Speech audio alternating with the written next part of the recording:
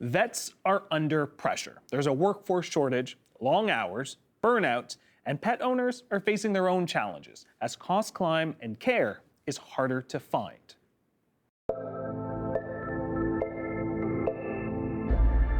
Joining us from Ottawa, Charmaine Brett is the president and CEO of the Ontario SPCA and Humane Society. Cliff Redford is a veterinarian who owns and operates the Wellington Veterinary Hospital. Great to have you here, Dr. Cliff. Great to have you on the line, Charmaine. Charmaine, I'm going to come to you. When it comes to affordability, can you give us a sense of what areas of pet care are affected right now?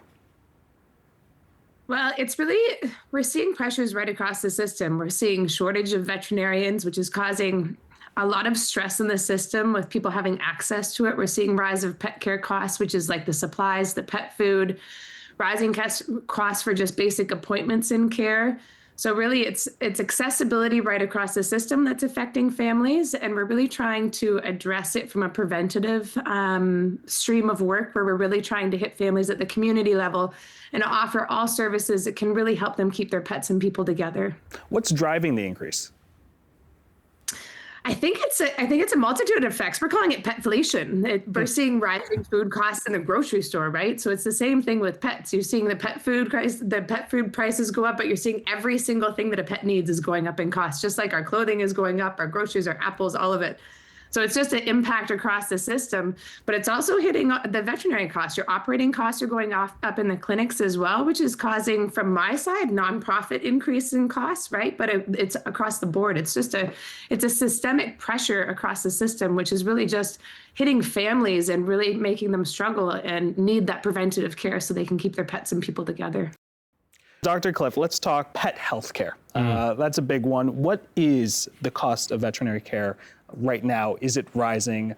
What are we seeing? Yeah, it is rising for a lot of the reasons that she mentioned. Not only are my rents higher, significantly more than it used to be, my laboratory costs, my medical costs, like as far as medicines that I have to purchase, but also the services that veterinarians can now provide and the services that pet owners are expecting and wanting for their pets is so much more technologically advanced than it was even 5 years ago. What do you mean by that? Well, like every single animal hospital has to have a x-ray machine.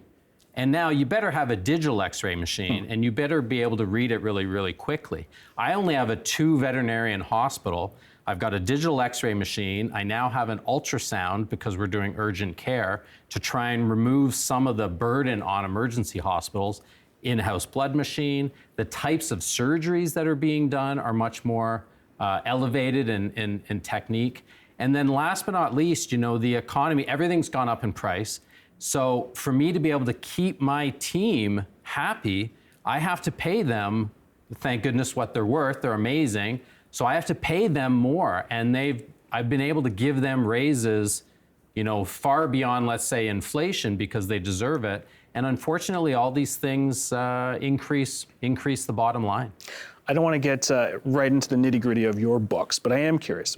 Some of these machines, when you talk about the x-ray machines or diagnostics, what are we looking at as someone who runs an independent veterinary clinic? What does that cost someone like you? Yeah, like a digital x-ray machine for, say, a whole body. So we're not even talking about the digital dental x-ray machine that I also have.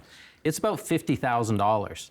Now, if you look at human health care, you go to your doctor writes you a requisition to go get an x-ray machine at a separate facility that is churning out 300-400 of these x-rays a day because they're servicing a large piece of the community.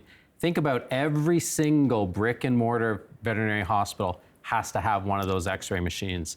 It increases the price, but thank goodness the service and the ability of us caring for these animals is great as well. All right.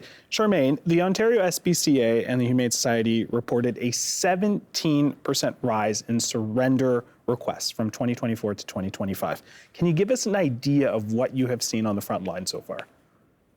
Yeah, I think that goes right back to what Dr. Cliff's saying, that accessibility to affordable veterinary care is just not, it's not in the reach of families right now. And they're delaying those visits to the veterinarian to be able to see and to be able to treat their animals. So people are having animals at home that are getting sicker and sicker, and then they're showing up at our doorstep when they're in a really rough state and they're having to surrender them. And we're seeing it. I spoke to one of our centers yesterday. They're getting about 15 calls a week for cases of surrender, and it's just really sad. And to address it, we really just have to offer that preventable care at the community level, access to veterinary services, but also just like pet food banks, partnering with human food banks and being able to have that resource available, behavior training accessible at the community level.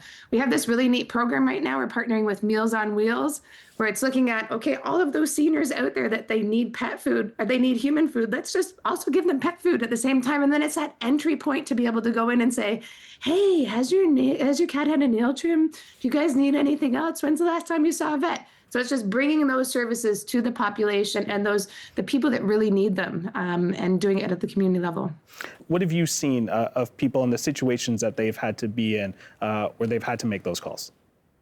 Yeah, we offer emergency boarding, which isn't always readily known to the community. So when there was this case, I think last week in Orangeville, where a family, their rent has gone up astronomically. They could no longer afford their place. They had 2 dogs and a cat. So they came to us and they asked for emergency boarding so that they could keep their pets with us while they try to find that next step of their housing to have their animals together. So it comes in all different types and shapes and forms, where you have families that are really, they're open and they're saying, hey, can you help us find a solution? We really want to figure this out.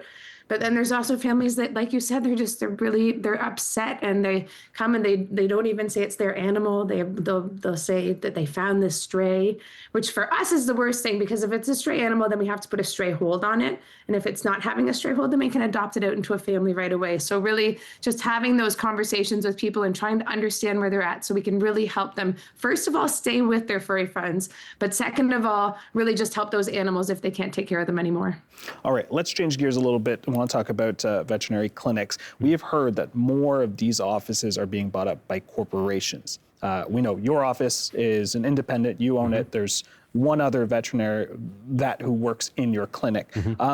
Do we know if more of these offices are being bought up by corporations? Yeah, it's pretty easy to see. In major cities across Canada, about 50% of veterinary clinics now are owned by corporations. Some of them change their name, so it's very, very clear, but a lot of them don't change the name because they want to kind of keep that community feel. So you may not even realize that your friendly neighborhood veterinarian has actually sold to a corporation. During the pandemic, for various economic reasons that I don't fully understand, the buying power of these corporations became so high that they were offering veterinarians, including myself, 2 to 2.5 times higher than I would have ever imagined I could have got my clinic. I seriously thought about it. I was in some need for some money to help take care of my mom. Me and my siblings wanted to help her out of a jam. Thank goodness I didn't pull the trigger. I just used the equity. I was able to use the equity in my business and get a loan from the bank, but the reality is I wouldn't have had the freedom that I want and I love. Some people say I don't get along with authority as well, and that may be why I own a clinic, but you know, I do a lot of volunteer travel. I'm going to Jamaica next month. I was into Jamaica a couple of months ago after the hurricane. I've traveled all around the world. My clinic pays for it. I pay for it through my clinic. There's no way a private equity firm, which is who owns these corporations, Berkshire is a big one, they're not gonna approve me spending $20,000 to go help animals in another country.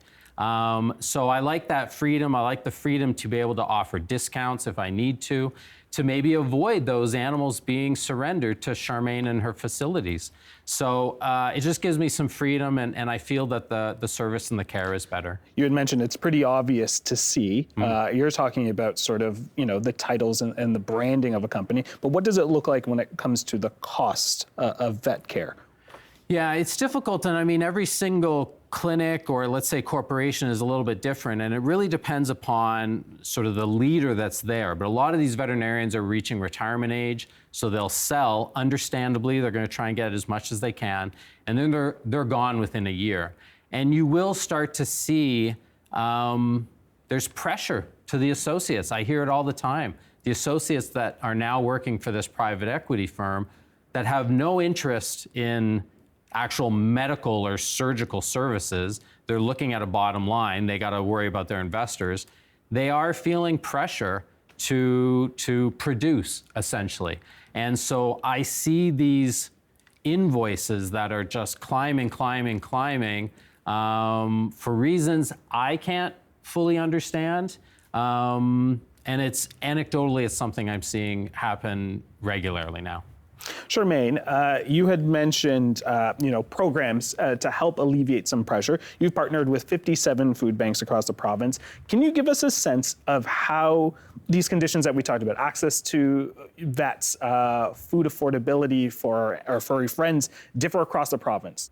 Yeah, I think at the Ontario SPCA, we're really uniquely positioned. We have 14 centers across the province, so we have a great ability to span in those remote areas and to bring animals throughout the province in a nice transfer way. It's amazing to see the difference in the communities up in Renfrew area in the east. It's not about having the affordability to access veterinarians. There's just no vet services there. We have stories of people going with their animals to vet clinics and they can't pay to see a vet because the vet's booked up. So they have to drive hours to Ottawa to access care. And there's so many heartbreaking stories with the animals. They just don't make it because they haven't been able to do that trip down because they were so sick in the first place. So access is really about, one, is there veterinarians there, or is there affordable veterinary care? And there's so many different models that we're trying to use to be able to support the population. We have mobile clinics going up to the rural parts where we're bringing vet teams in and having vet clinics up to bring affordable care, as well as brick and mortar clinics in the cities. We have 5 of them now in Sudbury, Thunder Bay, in Durham, in York, and in Barrie to really help the population bring it to the community level. But then also the behavior training, the affordability to pet, just offering pet food services to the population. But I think the biggest thing is really working in a system, right? Working with the social services, with the municipalities to get the word out there that we have this and we can offer it to the population. That's the biggest thing right now. I do have to ask a question, Charmaine. I think all 3 of us are animal lovers. I'm gonna throw that out there. But is there a serious conversation that needs to happen where people in this moment, in this crisis, if they can't afford to take care of a pet, perhaps they should not have a pet? Charmaine? I think situations are just changing, though. People who have had pets, elderly people who have had pets for 20 years, all of a sudden are hitting an economic situation where it's just more difficult, right? And we want to keep those pets and people together because it's that human animal bond. That if you're an elderly person, that cat is your livelihood, right? So being able to keep them with them really helps the pets, it helps the people, it makes everybody happy. So I think it's really about what tools can we give them so that they can stay together. Dr. Cliff? Yeah, I mean, no one expected gas to go up 20% in the last month. Right? Things changed. Charmaine told the story of the family whose rent just kept climbing and climbing and climbing, and they couldn't keep their 3 animals. And then, wonderful services like the SPCA were able to do an emergency foster, let's say. A lot of times people get pets, they get them for the right reasons, and usually, not always, but usually at the right time in their lives. And then emergencies happen, or their lifestyle changes significantly due to their financial stability. And all of us need help. All of us need help sometime in our lives. And taking a pet away from a family is the last thing you want to do for the family and definitely for the pet as well. All right, I want to pick up on a note that Charmaine had mentioned about not having vets up there. We have a lot of conversations in this studio about the doctor shortage in the healthcare system. That is very much the same situation for vets across this province. What is it like for those in the vet care profession? Yeah, we're seeing a crisis now that we never would have anticipated. There are 5 veterinarian schools in Ontario, and a lot of foreign-trained veterinarians coming and wanting to work in Canada and Ontario. And the college is doing everything we can to license them and to get as many veterinarians in the field.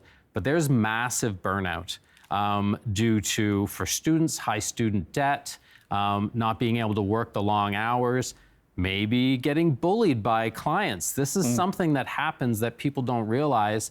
And these young veterinarians are deciding not to be in the field.